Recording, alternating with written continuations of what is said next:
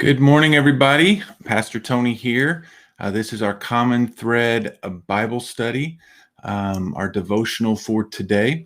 It's Monday. We are in our Epiphany season, and we are in a series in our church that we do on Sundays. We are calling it Who is Jesus, a Man of Mystery? And I encourage you to continue to join us daily for our devotionals, and then join us on Sundays. You can come live in person here in Angola at Gateway Church, or you can join us on our Facebook Live or our YouTube Live, or even from our website, angolagateway.com. Well, today we're in Jonah. Our passage is Jonah chapter 3, verse 1 through 5, and then we throw in verse 10.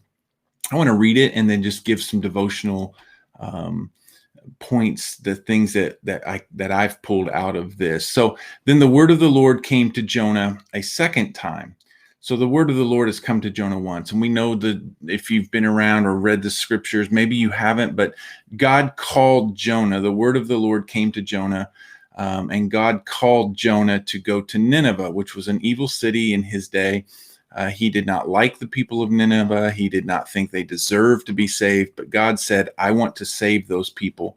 And so I need you to go to Nineveh. And we know the story. Jonah ran from God. He got on a boat and went as far in the opposite direction of Nineveh as he could.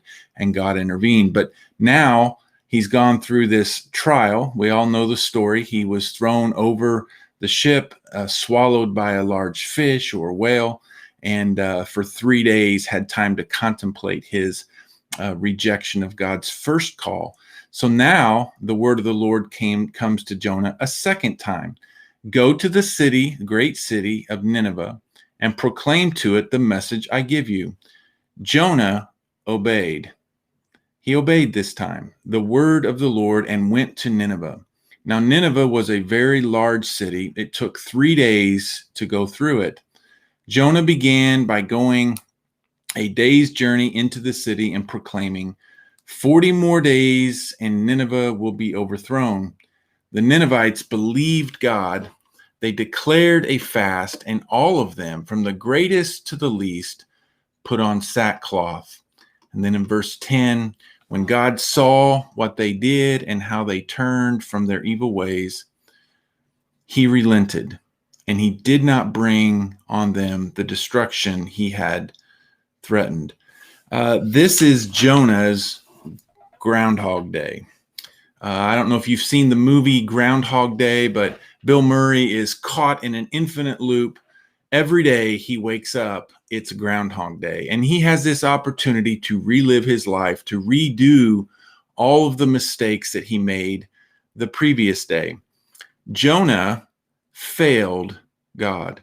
Jonah failed not only God, but the urgency of God's call and mission to the people of Nineveh. God wanted to bring salvation to Nineveh. He wanted those people to turn to him, and Jonah failed. And God gave Jonah a do-over. Through extraneous circumstances, Jonah finally came to a place in his life where he decided it's best to follow God. I used to speak to youth, and one of the sermon titles I used one time when I was talking about Jonah is, how far can you run from God before you feel like puke, right? Jonah was vomited up onto the shore by a large fish, and he realized it's best to obey God than to run from God. This is something that I see who God is and with us and his character and who he is. God does not discard those who fail. God doesn't throw us away. He didn't throw Jonah away. He didn't let Jonah die in the belly of the well.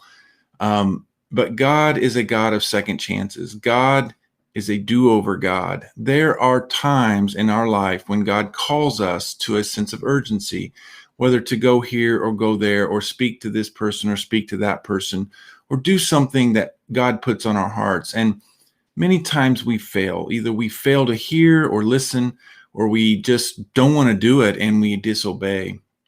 And that happens sometimes.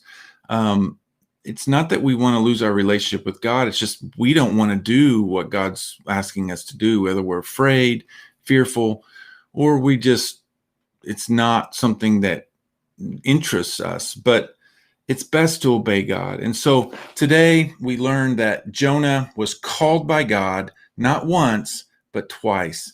He failed the first time, and God gave Jonah a second chance. God is the God who doesn't throw away those of us who fail, but he calls us again. What is God calling you to? What has he called you to that you know in your heart you have not fulfilled? You've not followed. You've not jumped in. You've not obeyed God. God's telling you to do something. Maybe he's calling you to give something up. Maybe he's calling you to take something new on. Maybe God has called you into ministry, or maybe God has called you to go help out at the homeless shelter in your community, or maybe God's asked you to begin to sacrifice and give to the mission of your church financially, your time, your talents, your treasure. There's lots of things God calls us to, but here's the key.